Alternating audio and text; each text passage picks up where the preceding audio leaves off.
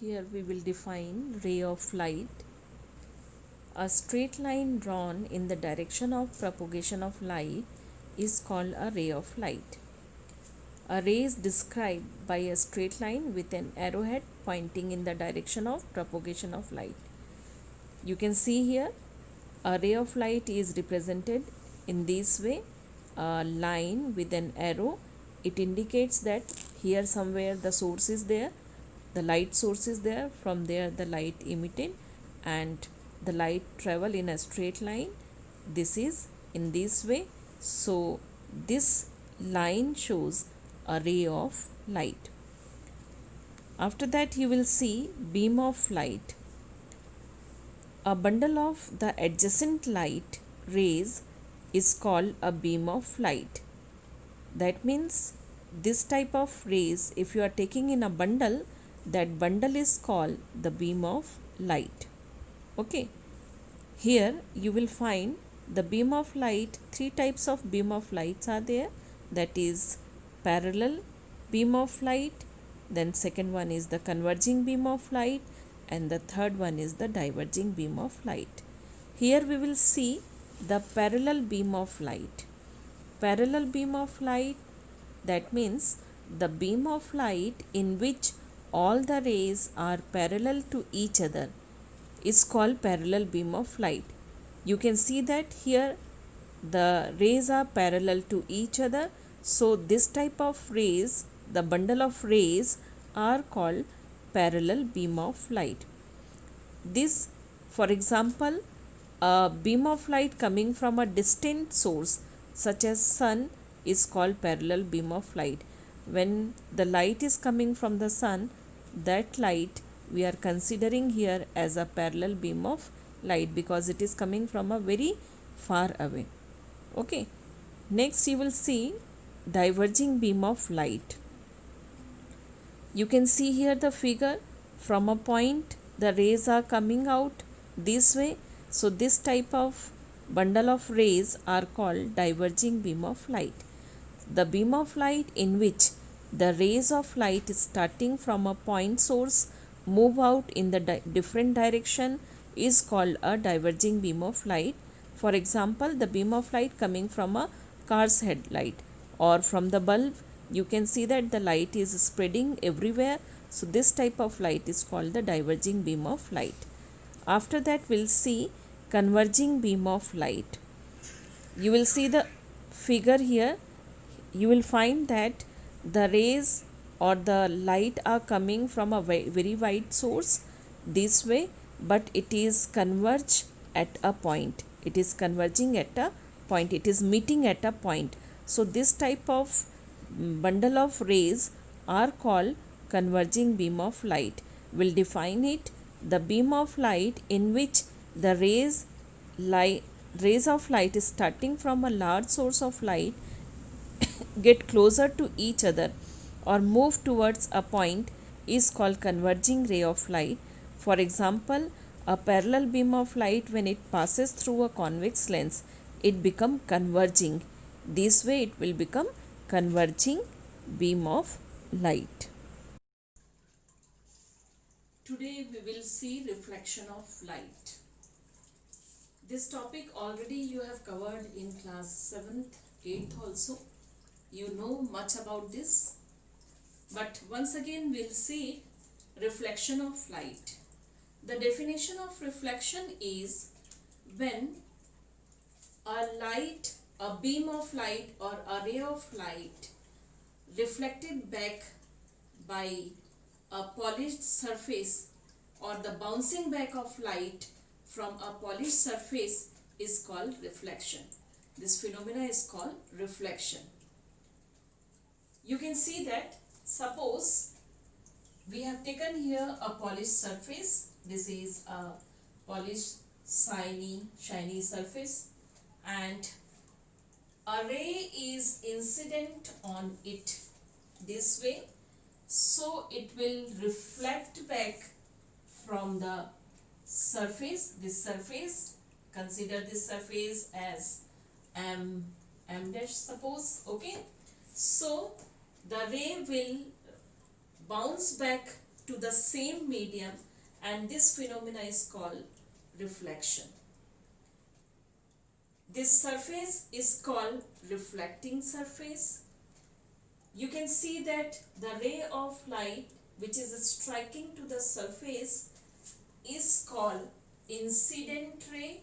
This is called incident ray. The ray which will rebound or which will reflect is called reflected ray. It is called reflected ray. And if you draw a normal, that means a perpendicular at the point where the incident rays strike, this is the point where the incident rays strike. Here if you draw a perpendicular like this, so this is called normal. This is called normal or normal to the surface. This surface MM dash. Okay. The angle between incident ray, here you can see that the angle between incident ray and normal, this angle is called angle of incidence.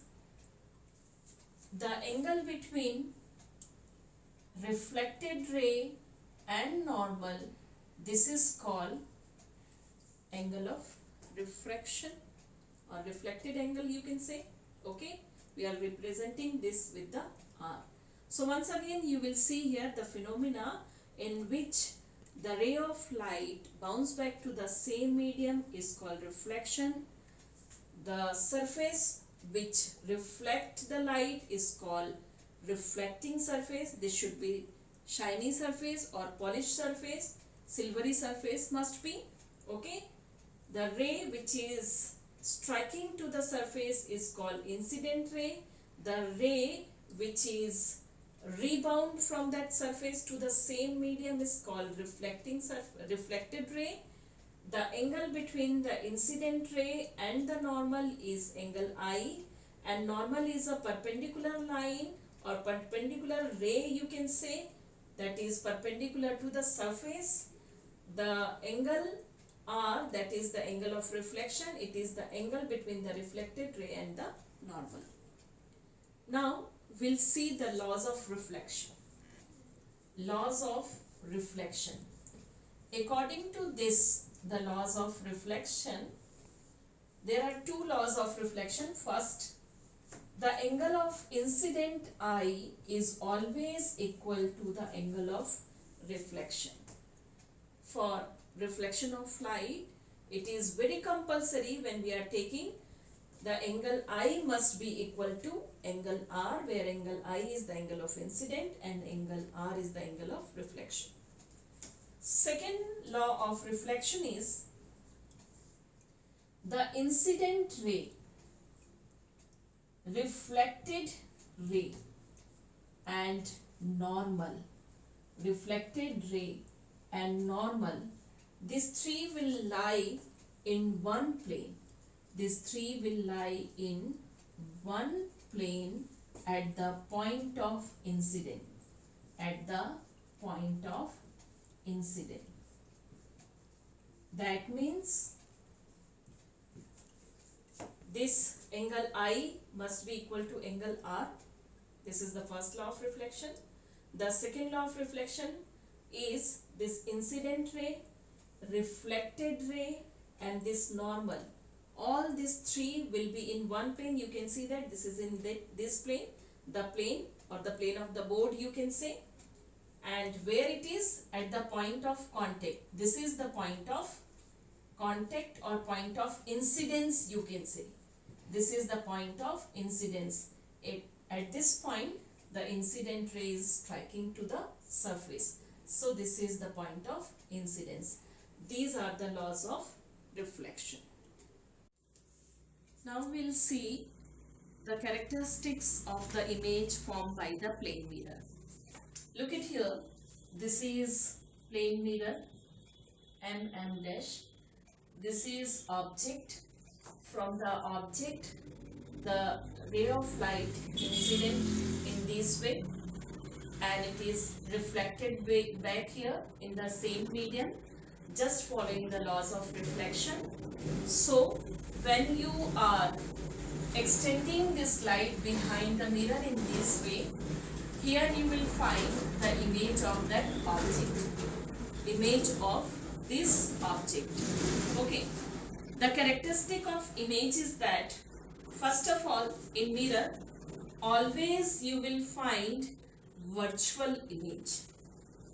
Always you will find virtual image. As I said to you, you cannot take it onto the screen. That means this cannot be obtained on the screen. Second thing, because it is virtual, it must be erect. That means the arrow, this arrow will appear this only in that image. Third, the same size of image will form as the object. That means the image will, the size of image will be same as the size of the object. So same size it will, I will write here same size. Okay. Fourth characteristics, very important it is, the distance of object from the mirror. Suppose it is 4 meter. So the distance of image from the mirror also will be 4 meter. That means the distance of, the fourth characteristics which we are looking here is the distance of object from the mirror is suppose 4 meter. So the distance of image from the mirror is also would be 4 meter. That means the distance of image from the mirror will be same as the distance of object from the mirror. I am writing here same distance. Okay.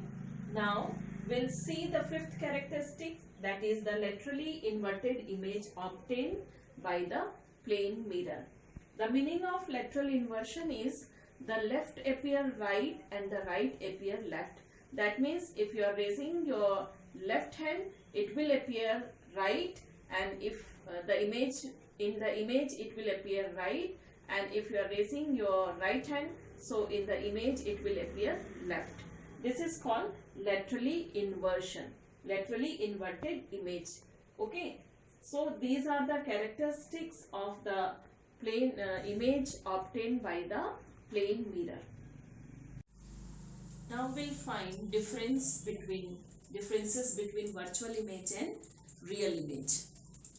Virtual image, when the rays of light appears to meet and the image form, that time it is called virtual image. That means the rays of light, actually it is not meeting, they are not meeting with each other, but they appears to meet, so they are called virtual image. So here the rays of light, they are appear to meet at a point to form the image. So that image is called virtual image. Here, if the rays of light actually meeting to form the image, rays of light actually meet to form the image, so the image so form is called real image. Second difference is that the virtual image cannot obtain on screen, cannot obtain on screen. The meaning is this: when you are looking yourself into the mirror, if you keep a screen behind the mirror, your image will not appear on that, or the image will not obtain on that screen. So that type of image is called virtual image. When the image can obtain on the screen, obtain on the screen. So it is called real image. That means real image can obtain on the screen. For example, when the image formed at retina of your eyes, that image is the real image, and the retina is work as the screen. So that is, this image is taken on the screen, so it is called real image. Next difference we can see here in the virtual image. Whenever you will see, the virtual image will be erect. Always it is erect. The meaning of this is the head appear head and the legs appear leg. When you are looking yourself into the mirror, where the head position is, there only your image also will show the head there, and the leg position, the image also show the leg position. Okay, that means if this arrow is there, so the image of this arrow will be looking like this, so it is called erect. Okay, now real image are always inverted. Always inverted means in position of head you will find leg, in position of leg you will find head. Or if the arrow is in this way, this is an object, the image of this object will appear like this, so this is called inverted. So these are the differences between the virtual image and the real image. Now we will see regular reflection and irregular reflection. Difference between these two, regular reflection and irregular reflection. This is also called diffused reflection. Regular reflection will take place when the reflection will take place through the smooth surface. If you are taking a very smooth surface, very smooth, shiny, silver surface, so the incident ray will reflect back in this manner from the smooth surface, and this type of reflection is called regular reflection. That means when reflection takes place from smooth surface, smooth shiny surface, so it is called regular reflection. And if the reflection take place like this, this is uneven surface, following the laws of reflection, making angle of incident equal to angle of reflection, we'll find that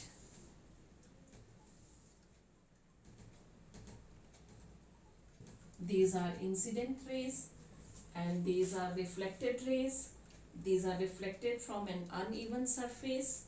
So this type of reflection is called irregular reflection. That means when the reflection take place from uneven surface, so this type of reflection is called irregular reflection or diffuse reflection. What you will find here, this reflection will take place from uneven surface. Uneven surface, that means surface is not smooth. Okay, you will find the difference here. It is visible to you. The reflected rays are parallel to each other. In this regular reflection, you will find that the reflected rays are parallel to each other. But in case of irregular reflection, you will find that the reflected rays are not parallel. These reflected rays, you can find that these are not parallel. They are following just the laws of reflection, and because of that they are not parallel. Third difference, you can see that because the rays are parallel, and already we have concluded in the introduction part, anything which is visible, that is because of the reflection of the light, anything is visible when the light is incident on it and it will reflect back, and that reflected rays or the reflected light will come to our eyes, then only the things are visible to us. So here also the things will be visible when this reflected rays will be incident on the eyes of the observer. Okay, but what happened, because these are parallel, so a clear image will obtain. A clear image will obtain. From wherever the light will come or the light is reflected, you can find the image of that object very clear. And because you will find here the rays are not parallel, so the image would be also not clear and the image will be blurred. The image will be blurred image in this case. So these are the basic differences between the regular reflection and the irregular reflection.